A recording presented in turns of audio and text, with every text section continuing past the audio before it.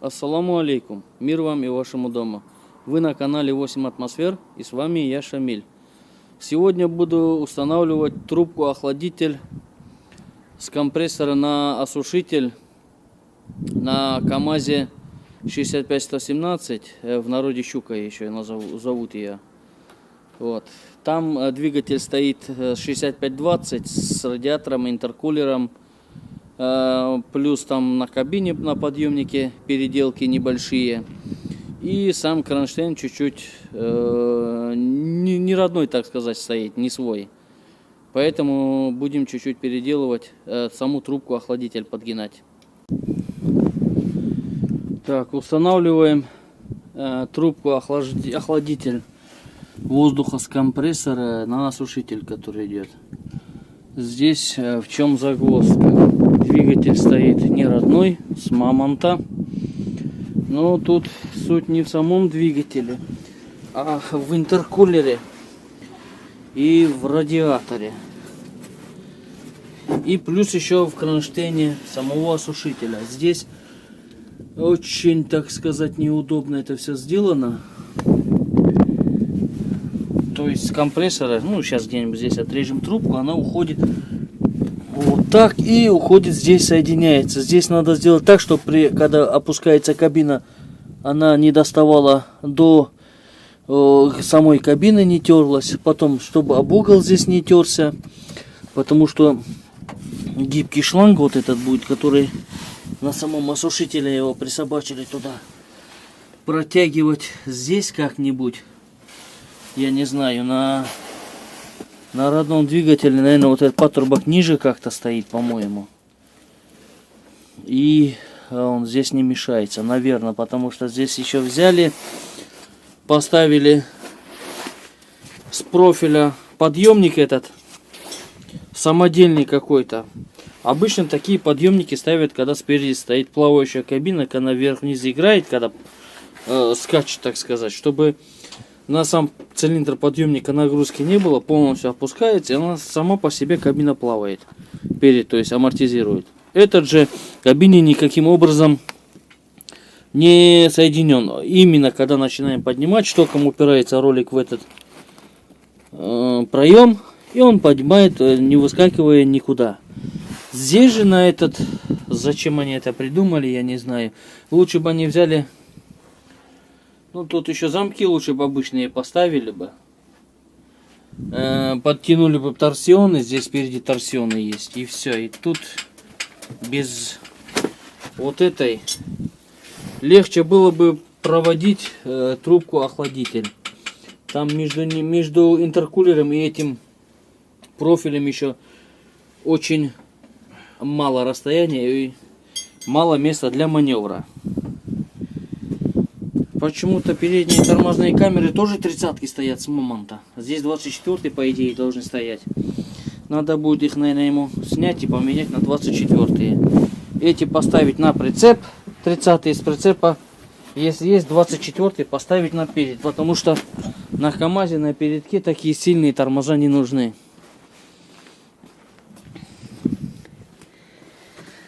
Так, вот он спереди, как это все выглядит. Ну, трубку я уже сейчас немного подогнул, нагрел, потихоньку держал, гнул, она прям нормально согнулась. Ну, говорят, песок сыпать надо. В песком можно гнуть, но песок потом выдувать, останутся частицы, там куда-нибудь под резинку попадут. Лучше песок не сыпать. Вот нагрел, хорошо согнулась трубка.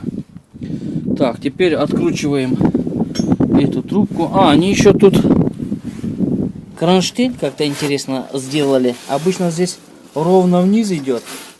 Ну, то есть где-то вот так вниз должен идти ровно. А он наискосок уходит назад и отодвинут назад он сильно. Поэтому трубка тоже не подходила. Я не знаю, они или из-за вот этого отодвинули его назад, или нашли такой кронштейн и прилепили его, я не знаю. Мы не стали это все переделывать, отодвигать. Тут все равно, если делаю все по заводскому. Это надо убирать вот ту. Если вдруг что-то с трубкой случится, чтобы взять, элементарно поменять, не выгиная, поставить, это надо снять подъемник этот. Он в любом случае мешает, передвигать его вперед. И потом еще может быть, ну, выравнивать, то есть вот эту пластину, чтобы осушитель вперед ушел. Выбирать этот подъемник, и тогда можно, наверное, я так думаю, поставить заводскую трубку, не подгиная ее. Так, вот закрепили. Тут уже повеселее получилось. Вот он один на интеркулере. Пластина, так сказать, хомут. Вот он другой хомут. А трубку сюда поставили с горизонтальным расположением. А код здесь 65115 350 61 92-10. Трубка компрессора, охладитель. Тот был в прошлом на Иномак, что я ставил вертикальным расположением, изгибом. Это 43-118, по-моему, был. А это 65-115. Это уже горизонтальное расположение. Здесь вертикально не пойдет, потому что она может упереться в пол кабины. Теперь нужно будет, наверное, еще один такой слабенький хомут сделать. Вот здесь закрепить вот эту верхнюю часть, чтобы не болталось. Так, открутили гибкий шланг, а он уже буквой ЗЮ. Так, его будем сейчас соединять туда. От той, ну, сначала соединили там на осушителе, потом уже начали здесь его соединять. И теперь сейчас кронштейн все сделали, теперь соединяем его туда. Смотрим, докуда дотянет, и потом уже здесь будем это врезать трубку и соединять к нему. Так, нужен 22 штуцер, наверное. А прям не шутейно подходит. Прям как будто здесь и был. Единственное, вот там надо будет шланг одеть и по пластиковым стяжным хомутом стянуть, чтобы он об радиатор не терся. А так вроде бы получается. Единственное, надо будет все-таки эту трубку менять. Эта трубка не пойдет. Не пойдет. Надо другую трубку. Я думал, вот эту где-нибудь здесь отрежу. Но нет, не хватает этой трубки. Но есть специальная трубка, которая идет с изгибом. Доходит до сюда, и где-то здесь он еще будет крепиться. Вот там болт как раз есть, чтобы здесь не телепало его. Вот это будем менять, да? Да, придется менять, потому что эта трубка сюда не достает. Там 22 штуцер надо будет поставить, потому что две гайки. Сейчас будем соединять.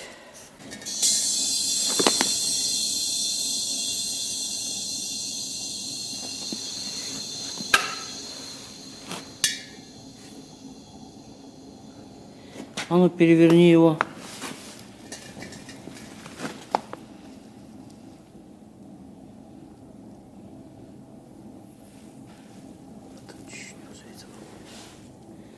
Да, без этого не бывает. Но все равно очень хорошо заварено. Только в одном месте по чуть-чуть пузырится. Но без этого не получится. К сожалению, это будет. Так что я не знаю, варить. Я не люблю варить. Лучше купить целый, поставить, и все, мое мнение. Ну, хорошо заварено. Если бы плохо заварено было, то таких мест огромная куча была бы.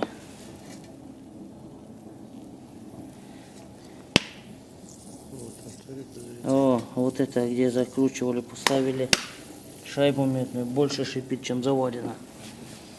Все. Так, давай затянем его штуцер, пока не отсоединяя, а потом уже будем ставить. Так, вроде бы кажется, что в этом ресивере, ну что тут, много воздуха что ли будет. А ну-ка поставь на попа, отсоедини шланг.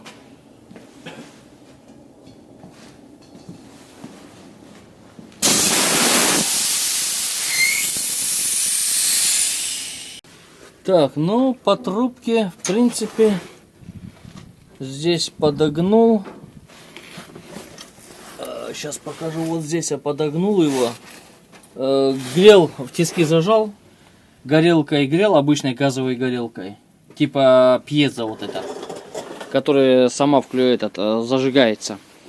В тисках потихоньку, аккуратно, ну, чуть дольше держал, но потихоньку подогнулась. Здесь запчасти нужны, конечно. Здесь сделали вот так, закрепили. Там тоже, здесь уже горизонтальная стоит. Все поставили, запустили двигатель.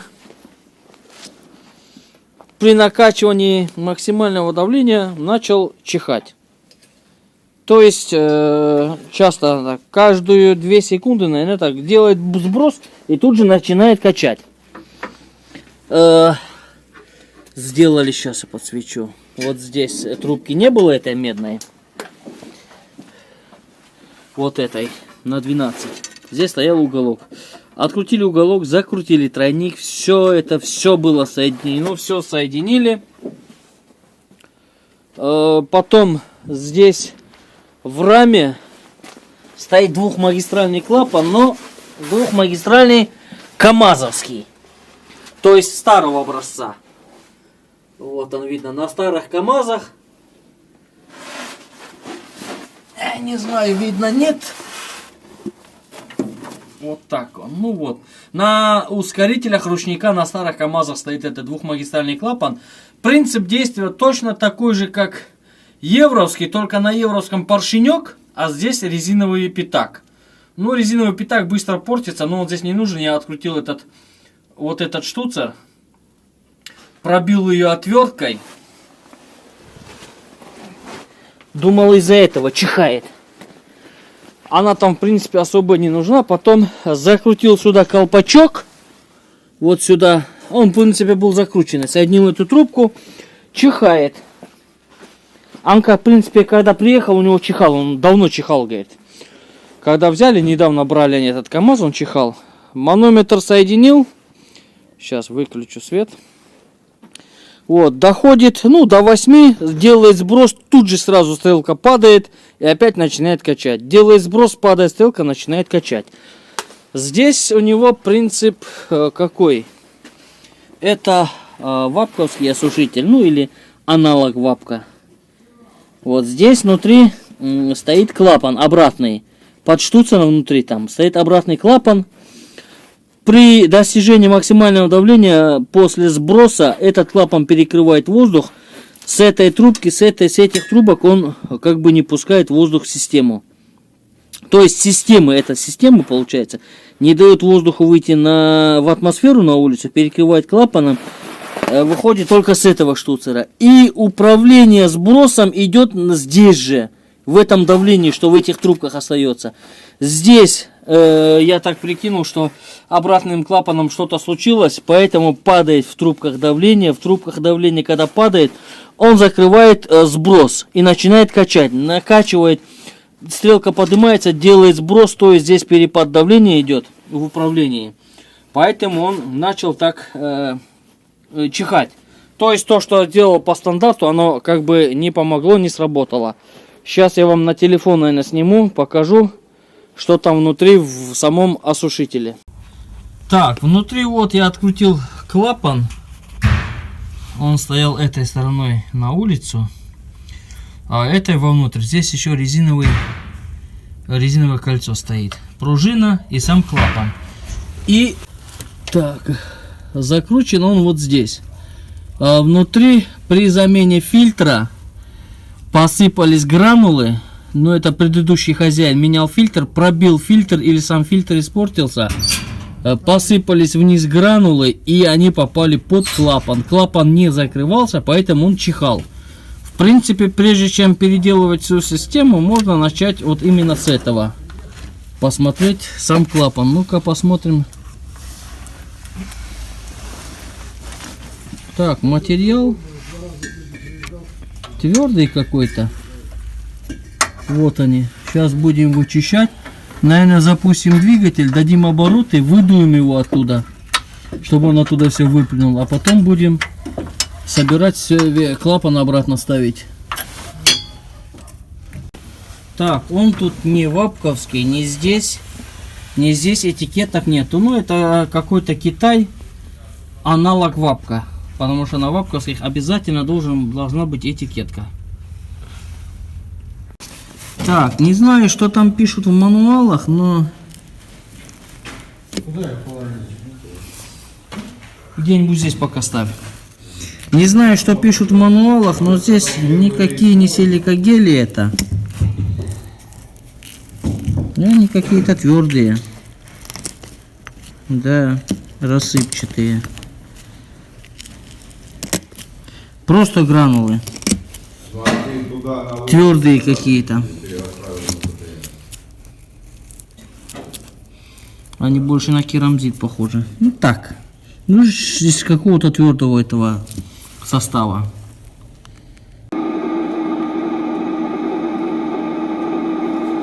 Как его еще можно проверить, если, например, у вас нет вот здесь тройника, ну, по разным случаям.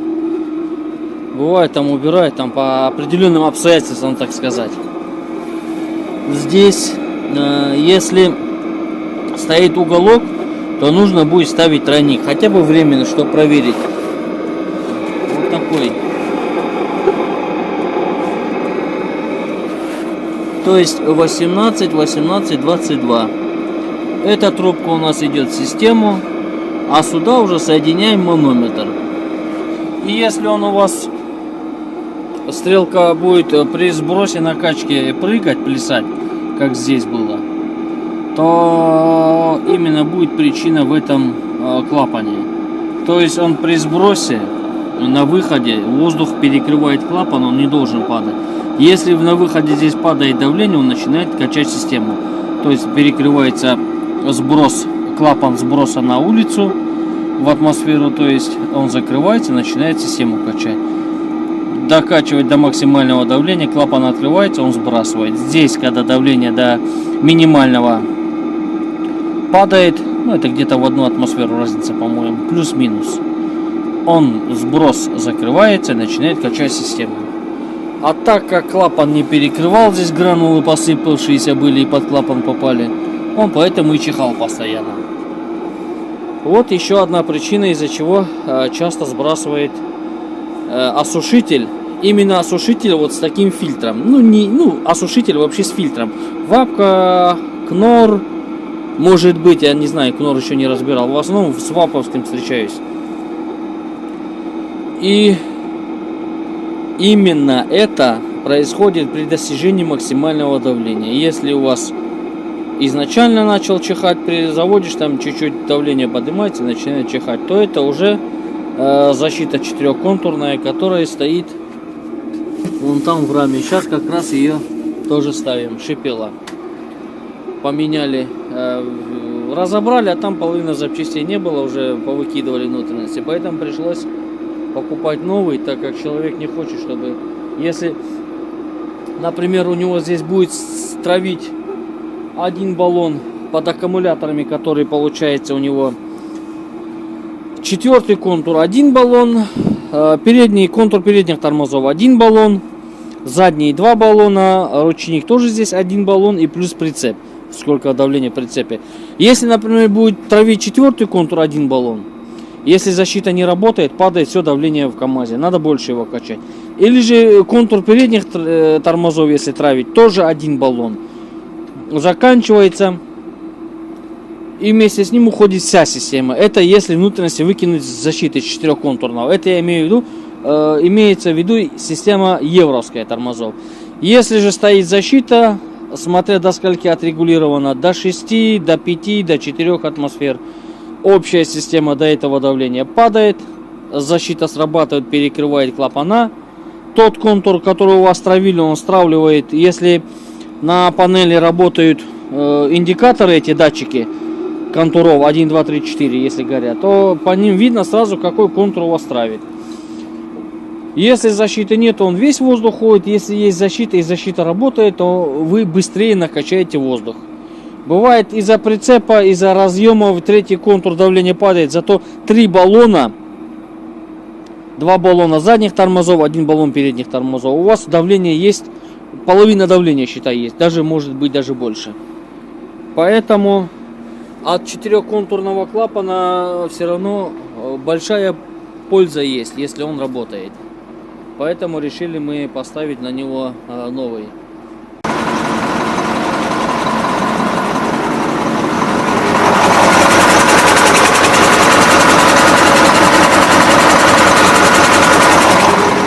все не чихает, все работает. Оказывается, из-за этих гранул все было. Так что, когда снимаете фильтр осушителя, аккуратнее снимаете. Если вы будете пробивать фильтр, через центральное отверстие может пройти гранулы, посыпаться в сам фильтр, в обратный клапан, и он у вас начнет чихать. При разборе фильтра будьте аккуратнее. При замене фильтра осушителя. Спасибо за просмотр и удачи на дорогах. Ассаламу алейкум. Мир вам.